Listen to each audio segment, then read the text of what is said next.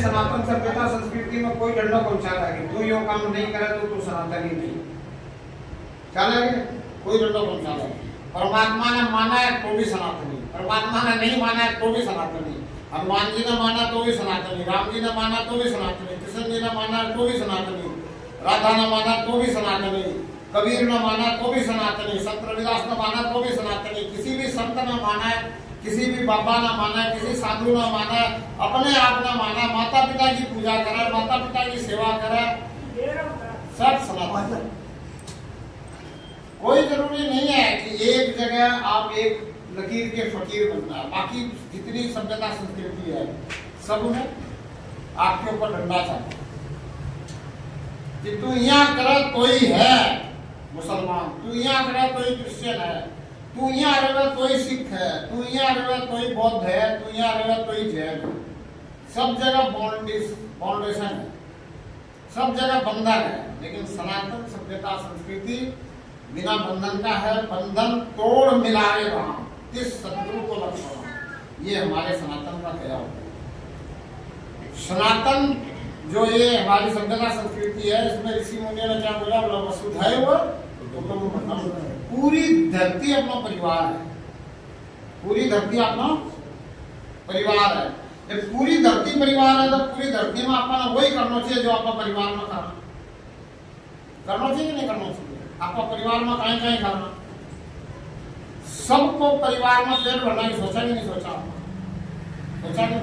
तो पूरी धरती अपना परिवार है तो आपका भी धरती में सबको पेट भरने की सोचा, हर जीव को के लिए।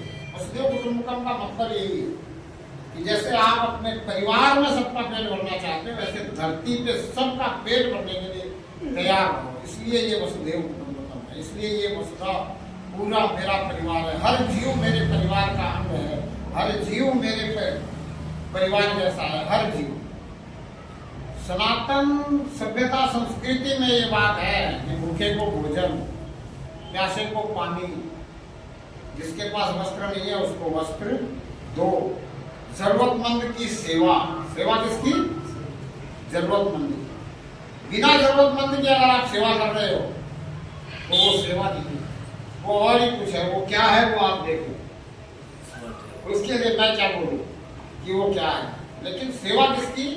जरूरतमंद। अगर आप जरूरतमंद की सेवा कर रहे हो तो ही सेवा है, इस बात का बिल्कुल पक्का ध्यान रखें। बिना जरूरतमंद के आप कर रहे हो तो मनवार है, रिश्वत है, भ्रष्टाचार है, खिदमत है, और भी कुछ कह लो जो आपको समझ में आए वो है। लेकिन सेवा किसकी? जरूरतमंद। ये वसुधैव कुटुंबकम का मतलब। अच्छा, और क्या करते हैं? धर्म किसे कहते हैं, अधर्म किसे कहते हैं? नौनिहालों को आप बता पाओगे कि सनातन सभ्यता संस्कृति ही सिर्फ धर्म पर चलने वाली सभ्यता संस्कृति है। बाकी और जितनी भी सभ्यताएं संस्कृति है वो धर्म पर नहीं चल रही है, एक सिर्फ जैनियों को छोड़कर, जैनियों को छोड़ करके और कोई भी सभ्यता संस्कृति धर्म पर नहीं चल रही। तो जैनियों को छोड़ करके बाकी सब अधर्मियों का गैंग है। मैं तो खुला कहता हूं, लोग कहते हैं विधर्मी, मैं कहता हूं विधर्मी कहना बंद करो। कब तक डरोगे? क्यों डर के बोलते हो? किससे डरते हो? परमात्मा से तो डरते नहीं, सीसीटीवी कैमरे से खूब डरते हो। कहीं लिखा हो कि आप सीसीटीवी कैमरे की निगरानी में हो, बड़े सावधानी से अपनी चाल चलन को रखते हो, बड़े सावधानी से व्यवहार करते हो। अब आजकल तो रिकॉर्डिंग वाले आ गए हैं सीसीटीवी कैमरे, तो बोलने में भी सावधानी रखते हो, कहीं कोई शब्द मेरा कैमरे में कैप्चर ना हो जाए। लेकिन परमात्मा सबको देख रहा है, सब जगह देख रहा है। आप हमेशा परमात्मा की निगरानी में हो, परमात्मा की आंखें आपको देख रही है, आप इसका ध्यान नहीं करते। मैं क्यों उनको अधर्मी कहता हूं? क्योंकि धर्म का मूल जो है वो दया है, और आपको पता है उनके अंदर दया तो है नहीं। तो जिसके अंदर दया नहीं है वो धर्म के रास्ते में नहीं चल रहा है, वो धार्मिक नहीं है, तो वो अधार्मिक है। और अगर पूरी एक व्यवस्था वो दया नहीं कर रही है तो इसका मतलब क्या है कि वो अधर्मियों का गैंग ही है। लोग मुझे कहते हैं, बोला महाराज आप सीधा गैंग शब्द कहते हो। मैंने पूछा आप बता दो कौन सा ऐसा शब्द है जो मैं उनके लिए कह दूं। संगठन शब्द ठीक नहीं है अधर्मियों के लिए। हमने कब कहा कि डाकुओं के संगठन होते हैं? डाकुओं के गैंग होते हैं। हमने कब कहा कि चोरों के संगठन होते हैं? चोरों के गैंग होते हैं। हमने कब कहा कि पॉकेटमारों के संगठन होते हैं? पॉकेटमारों के गैंग होते हैं। हो सकता है कि पॉकेटमार के अंदर भी दया हो, डाकुओं के अंदर भी दया हो, चोरों के अंदर भी दया हो, लेकिन ये जो निर्दयी है, अब इनको हम गैंग नहीं कहते और क्या कहें? कुछ कहना इसके अलावा मुझे कोई शब्द कहना अच्छा लगता ही नहीं।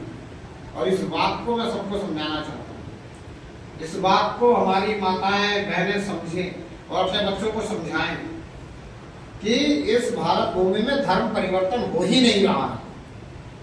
अगर कोई सनातन सभ्यता, संस्कृति, सनातन धर्म को छोड़ करके किसी और तरफ जा रहा है तो वो अधर्मियों की तरफ जा रहा है, अधर्म में जा रहा है, धर्म से हट करके अधर्म को अपना रहा है। धर्म परिवर्तन नहीं हो रहा।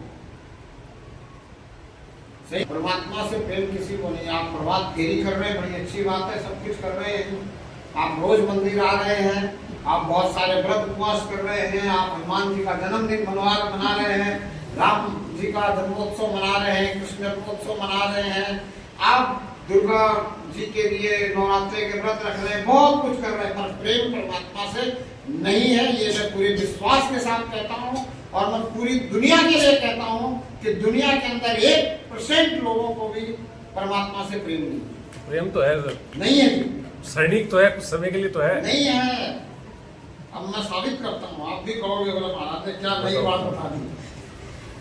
क्या होता है कि हमें संसार से प्रेम है और संसार में जब हमारा स्वाभिमान डोलता है, संसार में जब हमें अपने कदर पे आंच आती दिखाई देती है और हमें कोई रास्ता दिखाई नहीं देता, तो हम परमात्मा से जुड़ते हैं। इसी को कृष्ण ने गीता में कहा कि 4 प्रकार के भक्त हैं। पहला भक्त कौन? तो बोला पहला भक्त वो है जब संसार में दिक्कत आई, संसार में कोई परेशानी आई, संसार में दुख दिखाई दिया तो मेरे पास आता है, पूरे भाव से प्रार्थना करता है, तल्लीनता से प्रार्थना करता है, मेरे प्रति पूर्ण समर्पित हो जाता है और मुझे जो है इतना भावुक बना देता है, मुझे लूट लेता है और मैं उसका दुख निवारण कर देता हूँ। और बस उसका दुख निवारण हुआ, उसे सुख मिलना शुरू हुआ, वो सुख में खोया। अब बताओ परमात्मा से प्रेम तो उसको है नहीं। अब दूसरा प्रकार का भक्त, वो रोज मंदिर आता है, रोज धूप बत्ती जोत बत्ती करता है, परमात्मा के लिए करता है, मंदिर में जो विग्रह है उसको परमात्मा मानकर करता है, सब कुछ करता है।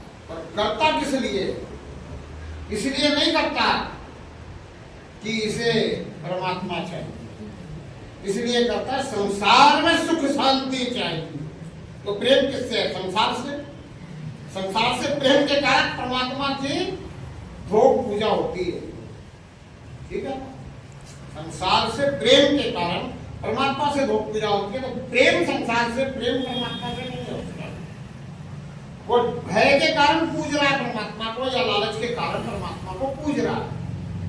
उसको भय है कि मैंने दुकान खोली, दुकान खोलने के बाद अगर जोत बत्ती नहीं करी भगवान की, परमात्मा की, इन मूर्तियों की,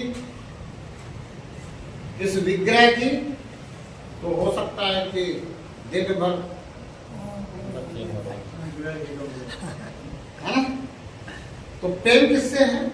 संसार से। तो दूसरे प्रकार का जो भक्त है वो खूब परमात्मा परमात्मा करता है, परमात्मा से जुड़ा रहता है, खूब भजन में जाता है, कीर्तन में जाता है, संतों के प्रवचन में जाता है, खूब सुनता है, खूब समझने की कोशिश करता है, लेकिन वो सुनने और समझने की सिर्फ इतनी सी कोशिश करता है कि मेरे संसार के दुख कैसे मिटेंगे ये कोई मुझे बता दे, परमानेंट मेरे दुखों का इलाज हो जाए, मुझे कुछ करना सिखा दे तो वो मैं करूं। अब संत क्या करे बेचारे, संत कहते हैं चल तू इसी भाव से जुड़ा है, जुड़ा नहीं, कम से कम जुड़ा तो रहेगा। जैसे शंकराचार्य जी क्या करते हैं, शंकराचार्य अद्वैत सिद्धांत का प्रतिपादन करते हैं। अद्वैत सिद्धांत के ऊपर कई सारी पुस्तकें लिखते हैं, कई सारे शास्त्र घड़ देते हैं, और घड़ने के बाद लास्ट में क्या कहते हैं, बोला भज गोविंदम भज गोविंदम भज गोविंदम भज गोविंदम। लेकिन उसके आगे एक शब्द क्या लगा दिया, मूढ़मते। भज गोविंदम मूढ़मते। बोला मैं इतनी बात बता रहा हूँ, इतने सारे शास्त्र लिख दिए, अद्वैत सिद्धांत सिखा रहा हूँ, तुझ में तेरा परमात्मा दिखाने की कोशिश कर रहा हूँ, फिर तुझे समझ में नहीं आ रहा है तो तू मूढ़मती है, तो तू भज गोविंद तू जो कर रहा है वो करता रहे, अन्यथा तू इससे भी दूर हो जाएगा। तू परमात्मा से जुड़ा रहेगा तो कभी तो बुद्धि आएगी, कभी तो परमात्मा तुझे सद्बुद्धि देगा। तू किसी भी तरह से परमात्मा से जुड़ा रहे, परमात्मा से अपना जुड़ाव खत्म मत कर। भज गोविंदम मूढ़मते। अन्यथा अद्वैत सिद्धांत का प्रतिपादन करने वाले शंकराचार्य जी, उनको क्या जरूरत थी परमात्मा से जुड़े। संत भी चाहते हैं कि आप परमात्मा से जुड़े हो, चाहे लालच के कारण जुड़े रहो, चाहे भय के कारण जुड़े रहो। तो ये दूसरे प्रकार के जो भक्त हैं, इनको भी परमात्मा से प्रेम नहीं। अब तीसरे प्रकार का कौन है, वो जिज्ञासु है। उसके अंदर जिज्ञासा है, उसने दुनिया से सुना है परमात्मा के बारे में बहुत कुछ, अब वो जानना चाहता है परमात्मा है भी कि नहीं है, कि सिर्फ कपोलकल्पित बातें हैं। सब कुछ दुनिया में कभी ऐसे ही हो रहा हो, बहुत से लोग ऐसे मिलते हैं, बोला महाराज जी बस परमात्मा के नाम पे ये सारी दुनिया में जो है ठगी का ही कारोबार चल रहा, मगर पक्का चल रहा, इसमें कोई दो राय नहीं है, बिल्कुल ठगी का कारोबार चल रहा। लेकिन इस ठगी के कारोबार में तुम शामिल नहीं हो, इसका मुझे गर्व है। मैं कहता हूं तेरे जैसा व्यक्ति जब मुझे मिल जाता है जो इस ठगी के कारोबार में शामिल नहीं है, मैं अपने आप को गर्वित महसूस करता हूं कि इस भारत के अंदर भी एक व्यक्ति ऐसा है जो जानता है कि दुनिया में परमात्मा के नाम पर चारों तरफ ठगी का ही कारोबार चल रहा है और ठगा नहीं जा रहा। लेकिन इसका मतलब ये नहीं है कि परमात्मा नहीं है, इसका मतलब ये नहीं है कि दुनिया में सब कुछ अपने आप हो रहा है, दुनिया अपने आप बनी है। दुनिया अपने आप नहीं बनी है, बनाने वाला कोई है। अगर नहीं होता तो इतनी व्यवस्थित चीजें अपने आप नहीं बनती। अपने आप जंगल उग सकते हैं, अपने आप बगीचे नहीं लगते क्या बगीचे अपने आप जंगल हो सकता है, जंगल उग सकता है अपने आप, बगीचे अपने आप नहीं लगते। बगीचा अगर है तो कोई लगाने वाला है। और इतनी सुंदर ये प्रकृति, इतना सुंदर ब्रह्मांड, एक एक चीज करीने से सजाई गई है। इतना बढ़िया ये बगीचा, ये फुलवाड़ी, इसको लगाने वाला कोई नहीं है। और जो ये कोई है, जो क्रिएटर है, इसको हम परमात्मा कहते हैं, इसको हम परमेश्वर कहते हैं, इसको हम परम ब्रह्म कहते हैं। और ये है, और इसको किसी चीज की जरूरत नहीं है क्या किसी चीज की जरूरत नहीं है। लेकिन आप देते हो लालच में या डर में, दो ही में तो देते हो, तीसरा कोई कारण हो तो बता दो। या तो लालच में दे रहे हो या डर में दे रहे हो, तीसरा कोई कारण तो है नहीं है ना।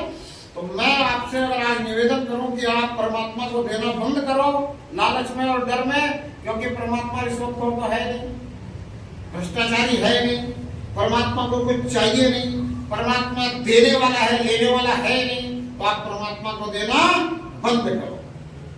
कर दोगे क्या? है?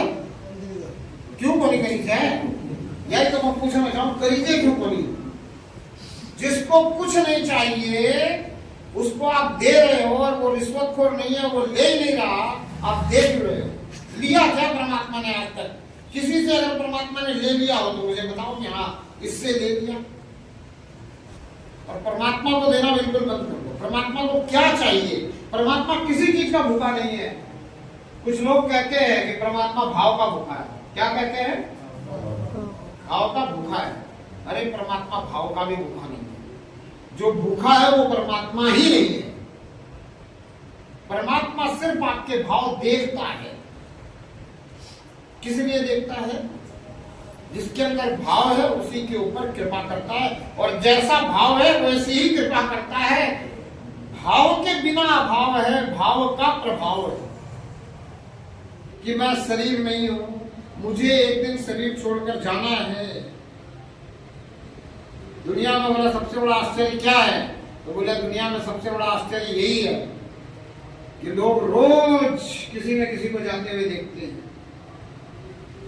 लेकिन स्वयं की कभी सोच ही नहीं पाते मुझे भी एक दिन जाना है, मुझे भी एक दिन जाना है। और इससे आगे अगर थोड़ी सी सोचो तो सोचोगे कि शरीर छोड़ के जाना है। और इसी शरीर के लिए हम सब कुछ माथापच्ची कर रहे हैं, जिस शरीर को छोड़कर, और इसी शरीर के लिए मांग रहे हैं। हमने तमाम संतों को सुना, कथाकारों से कथाएं सुनी, सब कथाकार सब संत बता के गए होंगे कि परमात्मा से परमात्मा को मांगो, परमात्मा से दुनियावी चीजें मत मांगो। लेकिन हमने कभी परमात्मा से परमात्मा को मांगा, ऐसा किसी को याद है क्या? किसी को याद हो? एक मिनट के लिए भी परमात्मा से परमात्मा को मांगा हो? इतना ज्यादा प्रेम संसार से हो गया।